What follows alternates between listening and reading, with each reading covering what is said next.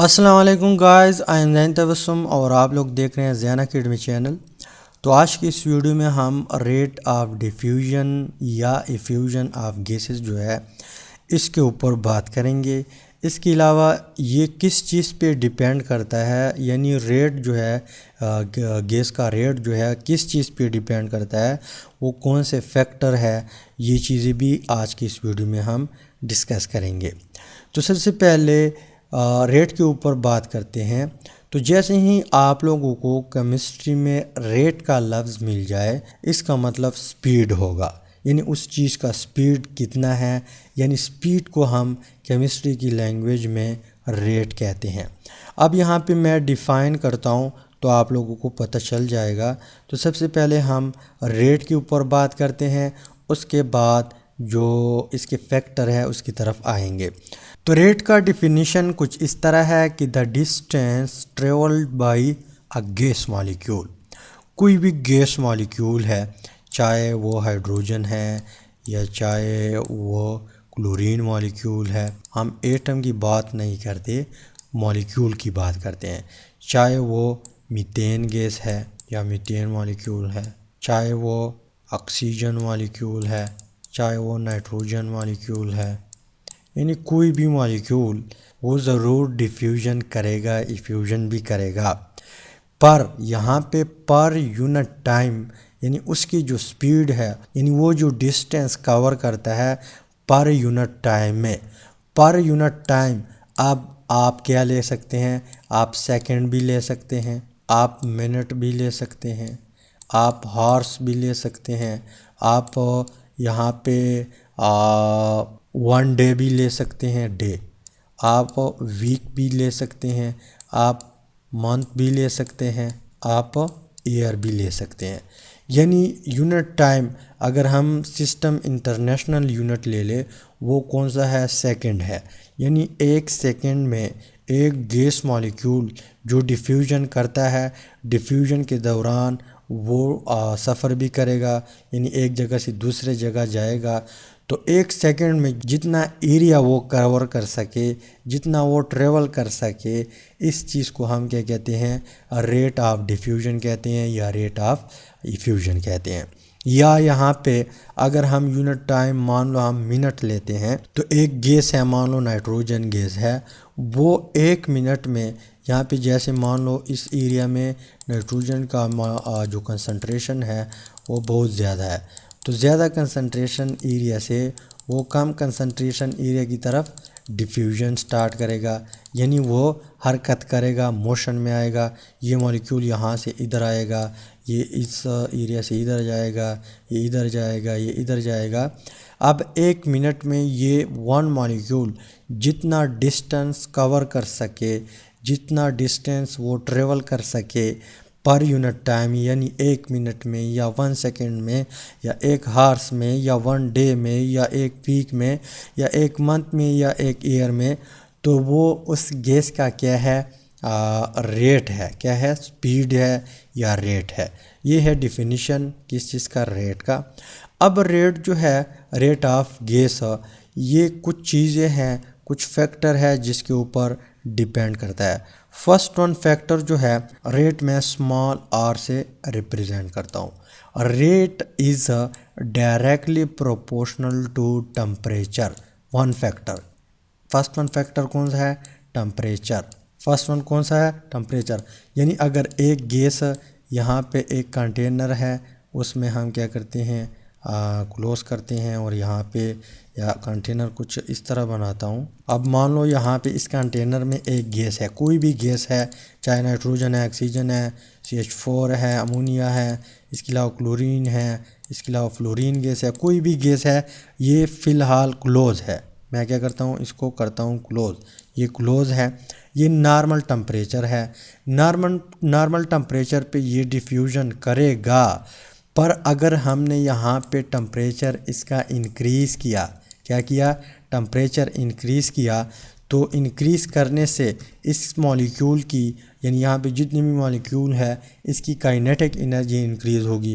Kinetic energy increase होगी तो इसकी जो मोशन है वो स्पीड अप होगा, वो तेज़ हो जाएगा। जब तेज़ हो जाएगा तो रेट ऑफ डिफ्यूजन भी क्या होगा, तेज़ होगा, इसका रेट क्या होगा, ज़्यादा होगा।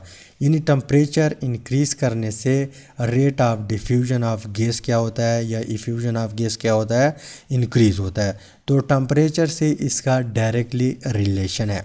इसके अलावा दूसरा जो चीज़ है वो है मॉलिक्यूलर मास, यानी rate of diffusion is inversely proportional to molecular mass. Molecular mass को मैं फ़िलहाल कैपिटल M से रिप्रेजेंट करता हूँ। अब मॉलिक्यूलर मास तो आप लोग जानते होंगे।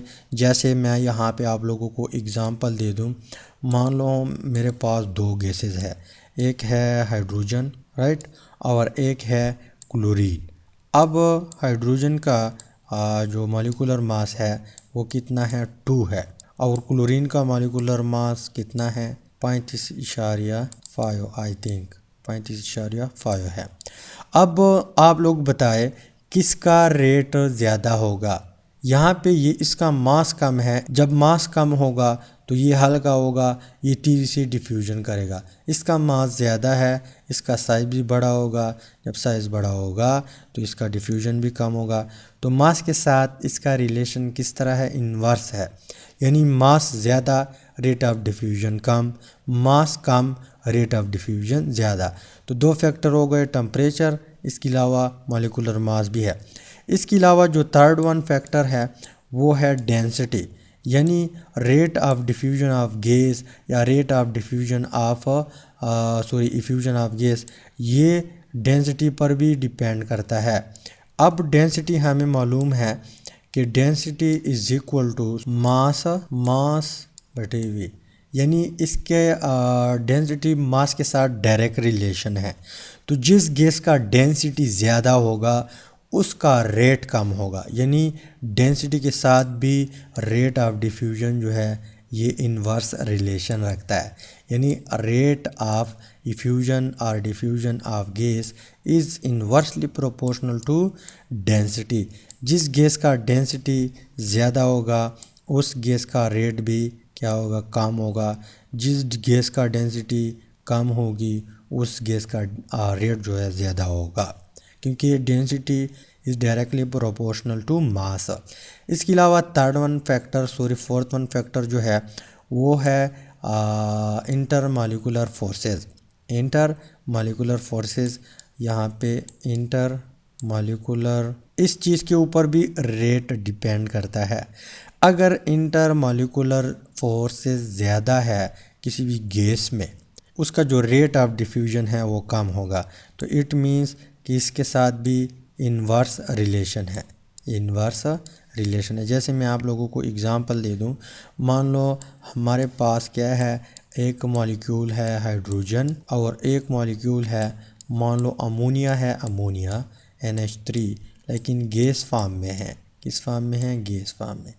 अब यहाँ पे इसमें इंटर मॉलिक्यूलर फोर्स बहुत ज़्यादा होता है, यानी इसमें हाइड्रोजन बॉन्डिंग होता है, ये डिफ्यूजन करता है, पर इसके पीछे जो दूसरा मॉलिक्यूल होगा उसकी इसके ऊपर पकड़ होगी।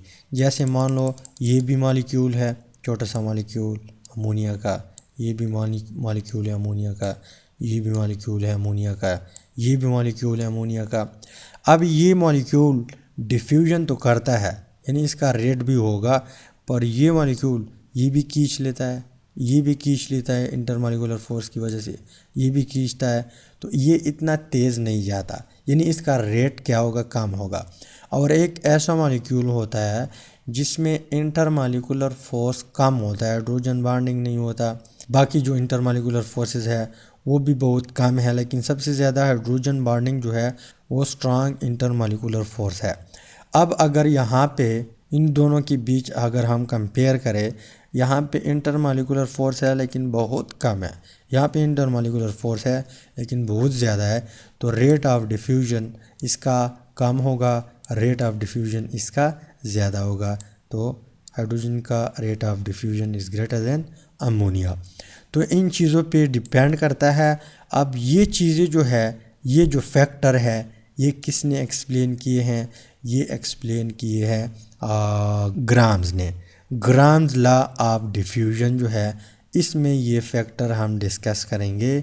लेकिन यहाँ पे एक और भी पॉइंट बताता हूँ कि रेट ऑफ डिफ्यूजन प्रेशर के ऊपर भी डिपेंड करता है, लेकिन वो आप लोग के कोर्स में इतना नहीं है इसलिए मैं उसको टच नहीं करता। लेकिन प्रेशर के ऊपर भी रेट ऑफ डिफ्यूजन डिपेंड करता है। तो ये जो फैक्टर है ये फिर ग्राम्स ने एक्सप्लेन किए, इसके ऊपर बाकायदा एक लॉ आ गई जिसको हम क्या कहते हैं, ग्राम्स लॉ ऑफ डिफ्यूजन। इंशाल्लाह वो फिर हम नेक्स्ट वीडियो में डिस्कस करेंगे। यहाँ तक उम्मीद करता हूँ कि वीडियो की समझ आई हुई होगी। अगर वीडियो की समझ आई है वीडियो को लाइक करें, शेयर करें, चैनल को सब्सक्राइब करें। Finally thanks for watching.